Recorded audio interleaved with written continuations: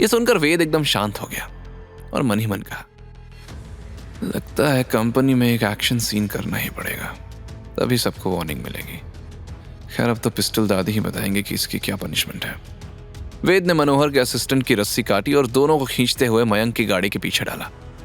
दोनों में जान तो थी, लेकिन हालत ऐसी की जैसे मौत ने बस थोड़ी देर की मोहलत दी हो। उसने फिर मयंक से कहा, आर्क इंडस्ट्री चलो। मयंक जो अपने पंटरों को ऑर्डर देता था, आज वेद उसे ऑर्डर दे रहा था। पर जब से वेद ने उसके पापा की जान बचाई थी, तब से वो उसकी सारी बात मानने को तैयार था। ये देखकर उसके दोस्तों की आंखें फटी की फटी रह गई। मयंक ने ड्राइविंग सीट पर बैठते हुए उनसे कहा, यू गाइज एंजॉय, मैं थोड़ी देर में आता हूँ। जब वो रास्ते में थे तब मयंक बार बार वेद की तरफ क्यूरियस होकर देख रहा था। वेद ने शांति से पूछा, गर्लफ्रेंड थोड़ी हो जो तुम मुझे ऐसे देख रहे हो, मुझे लड़कों में इंटरेस्ट नहीं। मयंक झेपते हुए बोला, वेद ब्रो, वो मैं ये पूछना चाहता था कि आपने कियारा रायजादा को इतने बड़े खतरे से बचाया, मतलब कहीं आपको प्यार व्यार तो नहीं हो गया उससे? ये सवाल सुनकर वेद ने भौहें चढ़ाकर मयंक की तरफ देखा तो मयंक फटाक से बोला, नहीं मतलब वो क्या है ना, कियारा रायजादा शहर की सबसे फेमस ब्यूटी है। बड़े बड़े खानदान के लोग उससे रिश्ता जोड़ना चाहते हैं। इवन सार्थक भी उससे शादी करना चाहता है, तो यू नो आपका चांस इम्पॉसिबल है।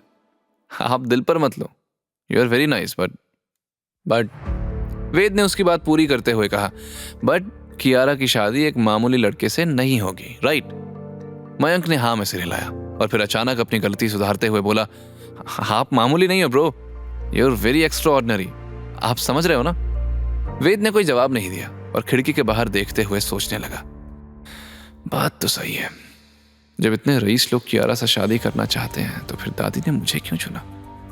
एक ऐसे लड़के को जिस पर जिंदगी और मौत का खतरा मंडरा रहा है। अगर ये राज खुल गया कि मैं विक्रम कपूर का बेटा हूं तो उनकी कंपनी, उनकी इज्जत सब तबाह हो जाएगी और कियारा की जिंदगी भी।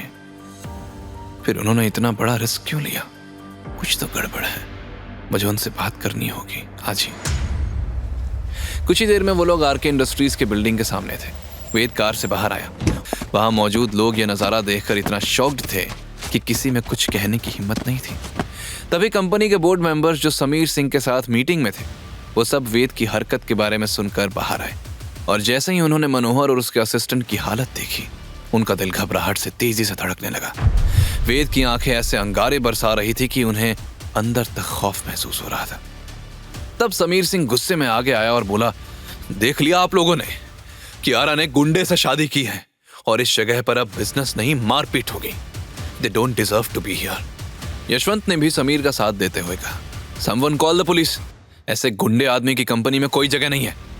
वेद ने मुस्कुराते हुए कहा, हाँ बिल्कुल पुलिस बुलाइए, लेकिन पुलिस आएगी तो सिर्फ मैं जेल नहीं जाऊंगा, आप भी जाएंगे क्योंकि सबूत है मेरे पास। ये कहते हुए वेद ने यशवंत और समीर की तरफ धमकी भरी नजरों से देखा। समीर और यशवंत श्योर नहीं थे कि वेद के पास सबूत है या नहीं, लेकिन वो रिस्क भी नहीं ले सकते थे। तब समीर ने दांत पीसते हुए कहा, तुम्हें लगता है कि तुम हमें ब्लैकमेल कर लोगे? खुद है दारी हो, औकात क्या है तुम्हारी और इतना क्यों उछल रहे हो? ये कंपनी तुम्हारी है क्या? वेद मन ही मन बोला, अभी ज्यादा मत उछल वेद, अभी सच बाहर लाने का टाइम नहीं है। ये सोचकर वेद ने जवाब दिया, मैं एक पत्नी व्रता पति हूं और जिन्होंने मेरी बीवी को मारने की कोशिश की उनका यही अंजाम होगा। वो तो कियारा जिंदा है, वरना। वेद ने फिर सबकी तरफ देखा और मनोहर और असिस्टेंट की तरफ उंगली दिखाते हुए कहा, ये वही लोग हैं जिन्होंने कंपनी के फाइनेंस डिपार्टमेंट में आग लगवाई और फिर कियारा को मारने की कोशिश की। ये जिस थाली में खाते हैं उसी में छेद करते हैं। अगर किसी ने दोबारा कियारा या कंपनी को नुकसान पहुंचाने का सोचा तो उसका अंजाम इससे भी बुरा होगा। समीर और यशवंत का चेहरा गुस्से से लाल हो गया था। तब वेद ने आगे कहा, बस तमाशा खत्म और काम शुरू। यहां सबको फ्री का नाटक देखने की सैलरी नहीं मिलती, जाकर अपने काम करो। और हाँ, मेरी नजर सब पर है, इसे मेरी वार्निंग समझने की गलती मत करना। मैं जो कहता हूं उससे कहीं ज्यादा कर भी सकता हूं। यह कहकर वेद सीधे कियारा के कैबिन की तरफ बढ़ा। लोग उसे जाने देने के लिए खुद ही रास्ते से हट गए। तब एक एम्प्लॉय धीरे से बोला, ये तो पागल है भाई, कंपनी के मेंबर्स को मारपीट कर ही उठा लाया। तब दूसरे ने फुसफुसाते हुए जवाब दिया, पागल नहीं है भाई, असली मर्द है और कियारा मैडम से बहुत प्यार भी करता है। आगे की कहानी जानने के लिए देखें अगला एपिसोड सिर्फ पॉकेट एफएम के यूट्यूब चैनल पर और के फॉर किंग के सारे एपिसोड्स को सुनने के लिए डिस्क्रिप्शन में दी लिंक से डाउनलोड करें पॉकेट एफएम ऐप।